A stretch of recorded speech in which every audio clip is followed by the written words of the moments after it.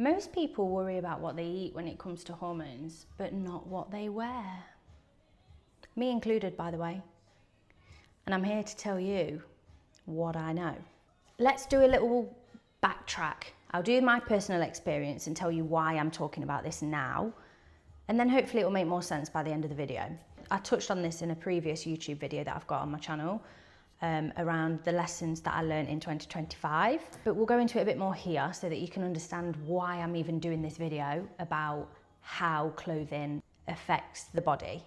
The idea behind my business was to make 100% natural clothing materials, nothing mixed or blended or eco dressed up, just 100% cotton, 100% linen, 100% silk, bamboo, hemp, all these materials you can get 100% natural for your clothing. And that was my aim. My vision was to just get rid of all this chemical, synthetic blending, toxicness in clothing, and just nothing that is classed as chemical or synthetic. So it's a big aim that I was going for.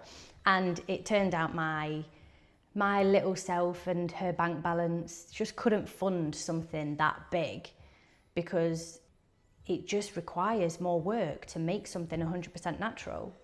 So that's why all these fast fashion places can get 100% cotton from their supplier, but it's still not ethically sourced, or, you know, working standards probably way below average. So I was trying to eliminate all these problems that are a lot bigger than what I can handle, which is, you know, it's great that I can think that way, but also realistically, I can't fund that dream. Like, that's solving a world problem with me and my bank account. It just wasn't gonna work. So I had to pull the plug on the clothing brand, but that was the gist of what I was trying to achieve. I got the branding sorted, I got the fashion designer, I got 3 suppliers in line in Indonesia. But because of the cost of production for the sampling being around, I'm sure it was like £30 per piece for the sample product. So if I came to retail that for my business to make profit, I would have needed to have sold it 3.5 times what it cost me to make. Nobody's going to do that when there's places like ASOS and Zara and all these other fast fashion places that have the odd piece that's 100% cotton or 100% linen. So I was up against the big boys, destined to fail. But yeah, it was becoming very expensive, so I've just had to stick with doing it to my own wardrobe and sharing my information to try and help that way, because I can't afford to set up a clothing brand yet. The problem with fast fashion, I'm going to take it down a notch. Come in here. The problem with fast fashion is the way it's made and the labour that goes into it, the poor quality, work conditions, the legislation they can get through with labelling things in a certain way or selling it as something that it's not. So if something says linen blend, for example, check the internal label on that, because I know for a fact there'll be less than 15% linen, because that's how they're allowed to do it. So they sell it by saying linen blend, but it's blended with something like nylon, polyester, rayon, all these toxic plastic chemicals, passing it off as a linen blend. So they're factually correct, but you're misled as a consumer because you're thinking you're getting quality material by saying linen in the title. Incorrect. The problem with these fabrics are they don't breathe easily when they're on the skin. So they trap sweat, they trap bacteria. It leaks chemicals into your body when there's like tight materials in places that naturally need to breathe, like the groin or the breast area or the armpit area. These places need ventilation. So when you're wearing clothing that's toxically made, or it's a material that's toxic, that means higher absorption for the skin to take in those microchemicals, which nobody wants to do. And obviously it's straight into your bloodstream. The skin is the largest organ, so anything you put on your skin in some way, it will enter your body. Don't quote me on the percentages or amounts, I don't know that much, but you get the gist of what I'm trying to tell you.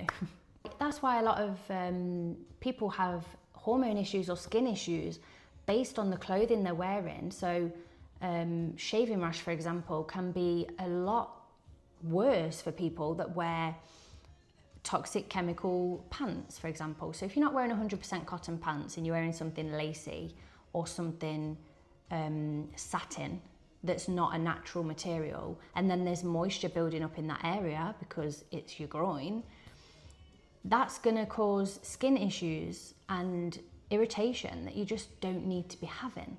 It can also cause discomfort around periods. It can actually make you feel overheated or inflamed by wearing these toxic materials. And I guess if you're not aware of this sort of backstory I'm telling you about how it works, you're not going to think that it's anything to do with the clothing. You're just going to think, oh, that's just my body. That's just how I am.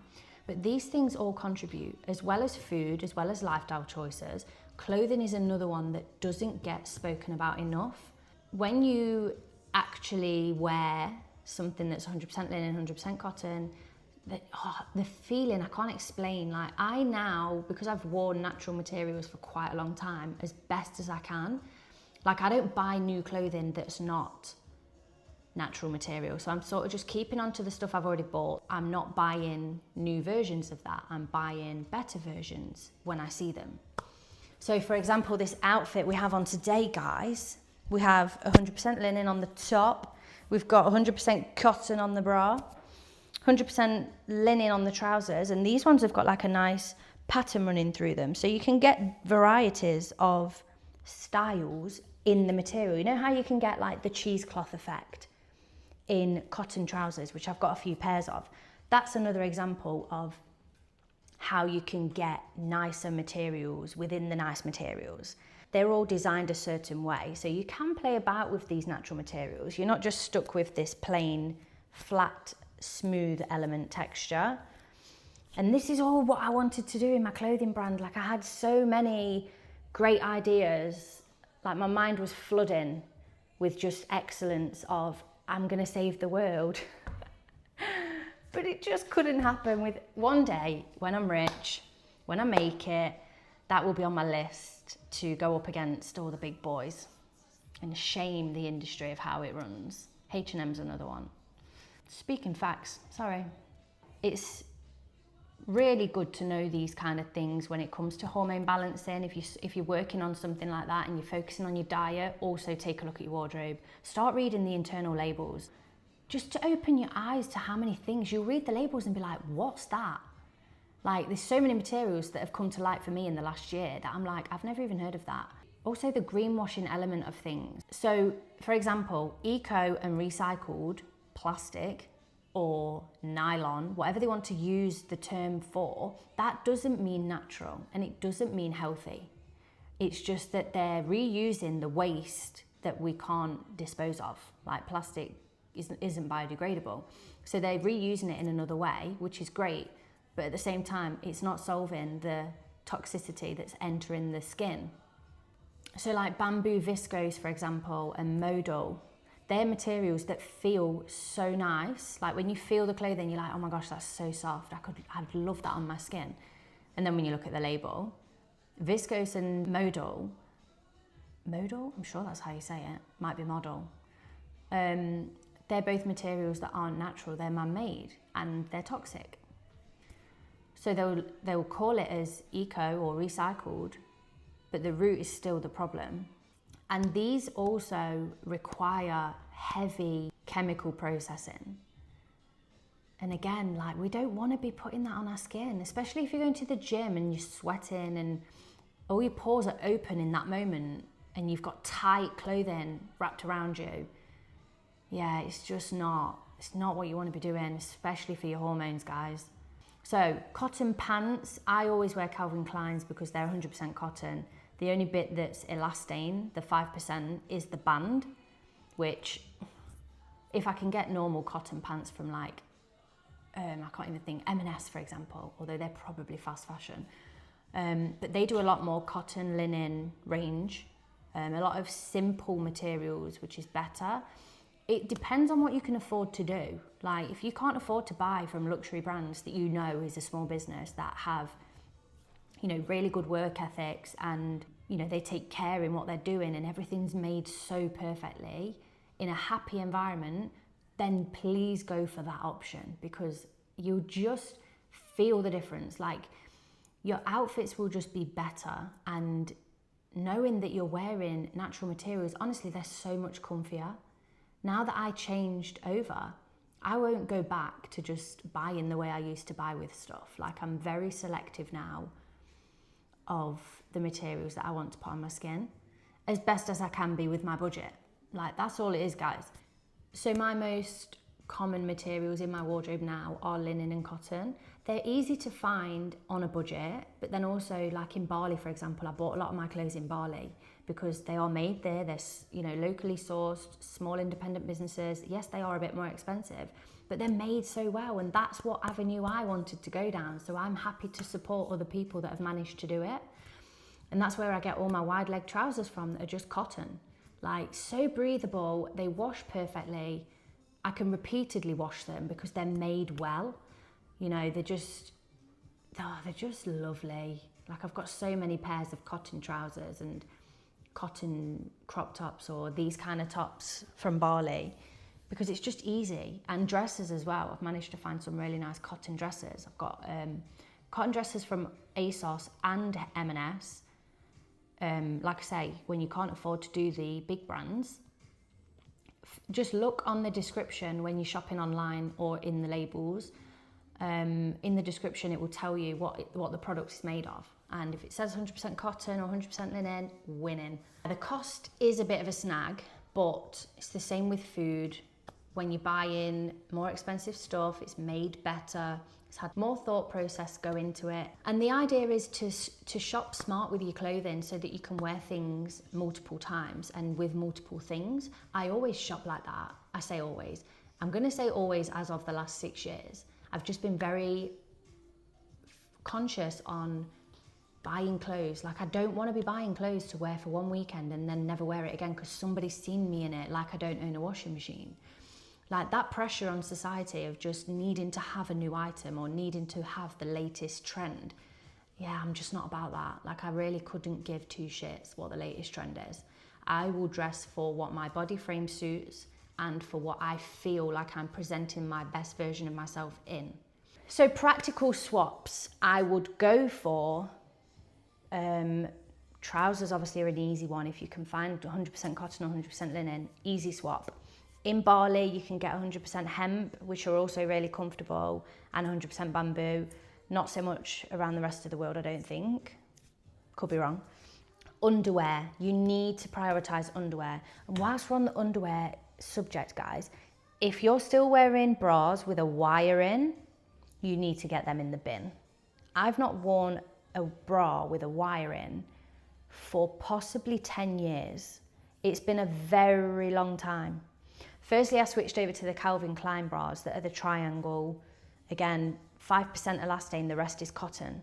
That's better with no wire digging in your lymph node. And this is your prime lymph node under here. So you want the breathing happening. Like you want to just make sure that your body is being looked after from the outside in. So yeah, underwear is a big one, especially for your panties. You want to be wearing 100% cotton. Bamboo can be a bit greenwashy if you're not getting 100% bamboo or from a natural source of bamboo. So be careful with that one. Yeah, cotton's your best bet. 100% cotton. Sleepwear, if you sleep in pajamas, I'm not someone that sleeps in pajamas, so it doesn't really interest me buying sleepwear. I have like a nice throw-on mini dress that's my linen loungewear. So just get something that's loungy or pajama type that if you sleep in it, just make sure it's cotton or linen or 100% silk, because they're very breathable. You want the breathable clothing. Some points in life where you're going to be sweating, which obviously gym wear is another one. It's really hard to find good gym wear. I'm still in the field of, I don't have natural gym wear. I'm trying to find stuff, but that actually puts me off going to the gym because I don't want to sweat in the chemicals. So then I'm finding new things to do, like skipping or having weights in my bedroom and calisthenics work, so that I don't have to be in gym clothing necessarily, can kind of just be in my own loungewear stuff. That's still a mission on my list as well, guys. But I'm sharing this to try and help everybody get to a better stage. It's not about being perfect. It's not about knowing all the answers. It's about doing more than what you've been doing. And if you've got the knowledge, action it and apply it, because there's no point having knowledge if you don't apply it. So yes, the food matters. Oh, the bed's nearly flown away. Dog bed. The food matters, the lifestyle choices matter, but also your clothing. Just go and have a look in your wardrobe and check the internal labels and see what they say on them all. See if you're like, oh my gosh, I've got way more than I thought natural material. Or if you've got like nothing natural material, have a little think about that. So yeah, if this helped or you found it interesting in any way, if you've got any more questions on the topic, drop me in the comments. Don't drop me in the comments. Drop your questions in the comments. I'm just trying to share ways to live intentionally without extreme measures. You know, we've all elevated at some point in our life, me included. So I'm just sharing that, hoping it helps somebody else. I'll see you soon.